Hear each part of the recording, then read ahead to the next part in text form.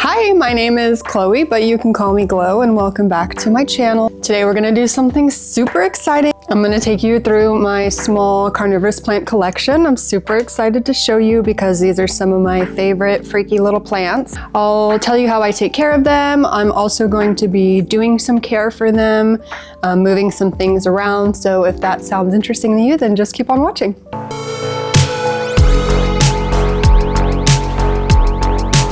So I don't have a whole bunch of different types of carnivorous plants. I really just have two types. My favorite type being pinguicula.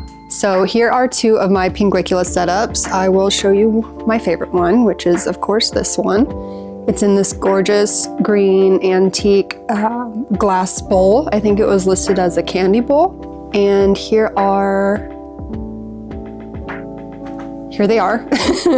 And they create this little sticky sap on their leaves, which actually attracts the gnats, flies, and other creatures to their death. Well, I'm actually seeing that these flower stalks have the sticky stuff on them as well.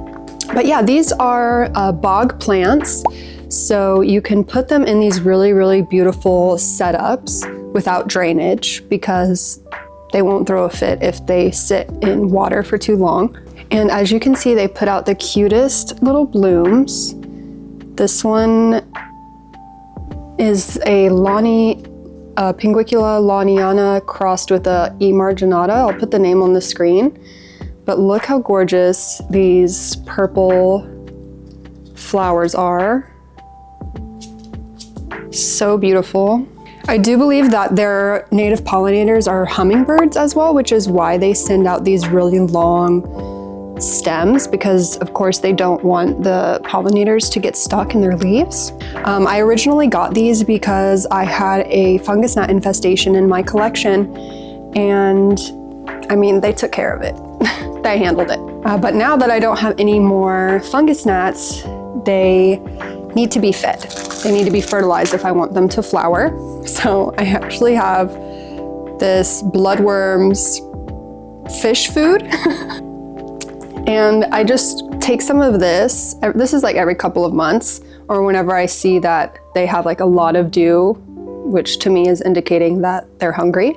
I just take some of these worms and I crush them up in between my fingers to make like a powder, and I just like sprinkle it on the leaves. I'll show you, because they're actually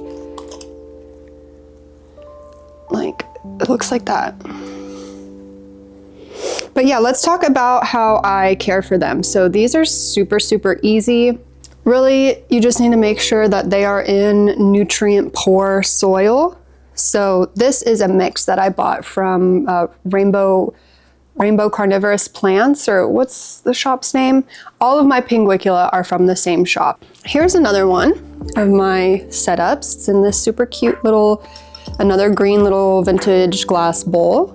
I just have 3 in here. I just watered these because we're gonna do some care on these guys. I'm gonna move some of these around. But this, I'm gonna change out the substrate here in just a moment. As for some of the care, I know I'm probably jumping around a bunch because I didn't really plan what I was going to talk about. I just sat down with these and started talking. They need to be in nutrient poor soil, as I was saying, because they get all of their nutrients from the bugs that they catch. So if there's any in the soil, then they're gonna die. So nutrient poor soil, I just got a bag from Rainbow Carnivorous. This is what I have left. I think it's just like peat and perlite. I've had them planted in just regular sphagnum moss, just sphagnum moss alone. This is sphagnum moss, dried sphagnum moss, and it has some pond underneath just for filtration. I used to have live sphagnum moss on the top as like a dressing, but I stopped doing that because I was overwatering the pings. The live moss was needing a lot more moisture and a lot more watering than the pings were wanting, so they were dying back on me. So I switched it to just a carnivorous plant mix. Although it looked really, really pretty, it was also kind of annoying. I had to like trim it every now and then because it would almost take over the pings. Here is another one. This is my Pinguicula Johanna. She used to be much more pink, and then she decided to duplicate herself on me. So there's actually two. Again, it's in this really cute handmade glass. This is like a Mexican drinking glass. This one is really, really beautiful. This one has bloomed for me before. Really gorgeous lilac blooms. But yeah, it's so cute. Like, how cute is this just to have? Okay, another thing about care. So, nutrient poor soil. Did I say distilled water only? They can only take distilled water or reverse osmosis water. Don't give them water from the tap unless you have like crystal clear tap water. I live in Houston, so that's absolutely not an option because again, they're very, very sensitive to minerals and things in tap water. They like to sit in water as well. I forgot where I was going with that. Okay, and then we have my two Drosera. These are both the same kind. These are Drosera capensis, a pink flower. This one is almost done flowering. You can see she puts out like one flower a day and then it kind of dies back. So it kind of like unfurls and puts out the flower. But these are super, super cool as well. You can just keep them in really cute glass containers because they like to sit in water. They create little dewdrops on the tips of their furry pink leaves, which is so cute. Like I got this pink cup to match the pink fuzz on the leaves, and I think it's so cute. This is a handmade cup as well. See, and this moss on the top was kind of the setup of the same setup that I had my pinguicula in before, but these like to sit in water a lot more than the pinguicula do. So these, I'm just keeping the moss because I think it looks pretty. And it doesn't seem to be choking out the plant either. Okay, and then the last plant that I have, she is going through a little bit of a rough patch, so don't judge her. This is my Drosera spatulata, I think is what it's called. Again, I don't even really want to show this because this is not what this plant is supposed to look like. I'll put a picture of what she's supposed to look like on the screen, but same situation. She was in a cup like this. This glass is a candle container that I just, from IKEA, that I burned the candle and then I cleaned it out and I'm using it now for plants. This was in a setup like that, and then she stopped producing dew and she's not nearly as red as she should be. This plant should be like bright red.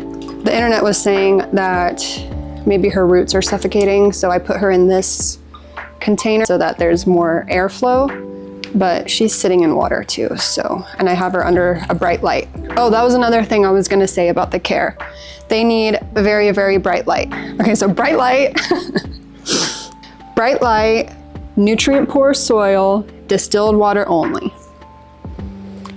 Kind of easy, but also kind of not. But very rewarding with these flowers. So yeah, those are all of my carnivorous plants. Now we're gonna do some care on these. So I'm gonna get my little setup going. Okay, hello, I have this little tray here now. So I'm gonna take you through doing some things that I've been wanting to do to these guys.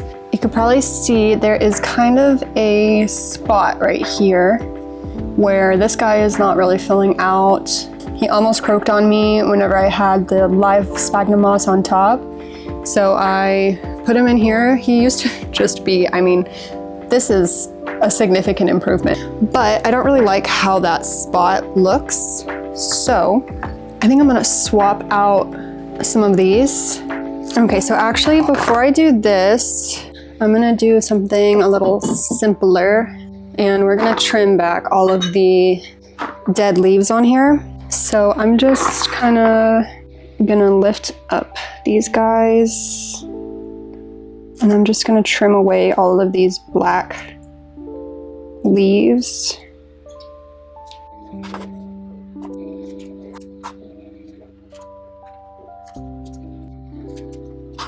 Okay, and then I'm just gonna water. This is just distilled water. I'm gonna try to saturate all of the moss.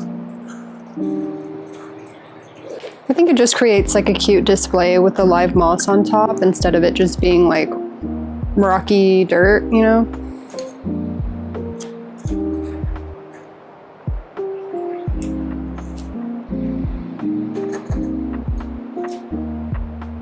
I'm gonna water her through. Okay, so there we go. They got their little spa day and they'll go back on my shelf. I'll also show you the lighting setup that I have for all of these guys. I kind of have them all together except for this one. Johanna doesn't need anything except for a little bit of water. Okay, now we can move back to this project. I'm kind of nervous about doing this because sometimes these don't really like to be bothered. Let me change the angle again. Okay, here's a better angle of this. So yes, I'm just going to take this little tiny guy out of here. Bloop, just like that, there he is.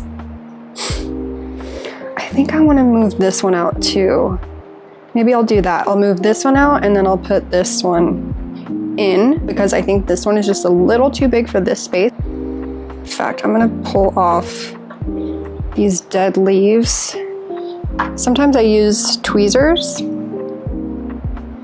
Sometimes I just use my fingers.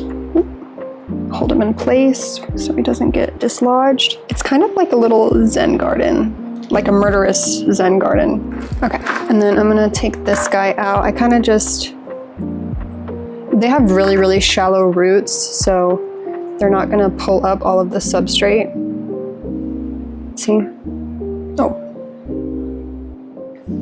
Okay, and then I'm just going to make a little hole with my finger and then gently take this one out. This one has been looking so beautiful lately. So this one is really like my star display. So she gets to go in the VIP room. So I got most of the moss off, so you can just kind of see her little roots there. And then I'm just gonna kind of plop her in there. And then I'm gonna tuck her in.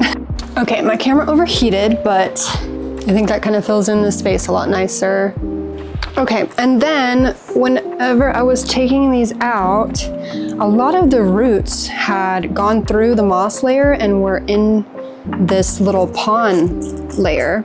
So I've decided that I'm going to experiment and I'm just gonna plant them directly on the pond and see how they like it. So I just have my box of pond right here. I'm just gonna add a little more just to make this layer a bit taller.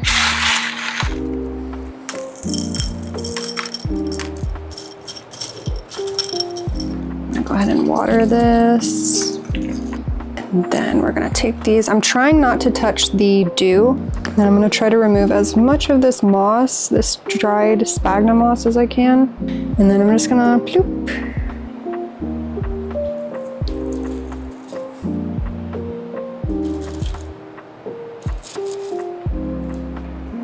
Okay, and we'll see how she likes that. And then I just really need to make sure that this constantly has water in it because we do not want those roots drying out just on rocks.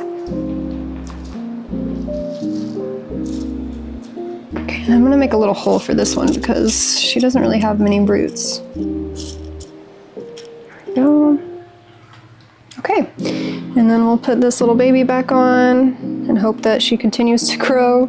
This is gonna be really nice if this works out as well because pond does not get any pests really, like there won't be any soil mites, there won't be any fungus gnats in here.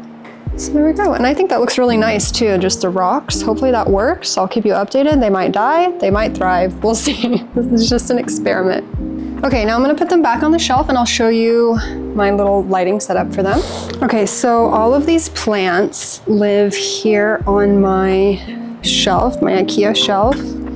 And I have some Barina bar grow lights right here. However, they don't reach far enough on the sides. So I got just these clip Sansi ones that have a very high light output, like they're very strong. And I just put them here. So that one lives there. Put this one here, and then this little bowl here. And then this is the only one that I keep separate, this other Drosera, and I just put this on the top shelf. So those were my carnivorous plants and how I care for them. Thank you so much for spending time with me today. I hope that you enjoyed it. Don't forget to subscribe if you liked this video. Stay stay tuned for more art, tattoo, and plant related content, and I hope to see you next time. Thanks for watching.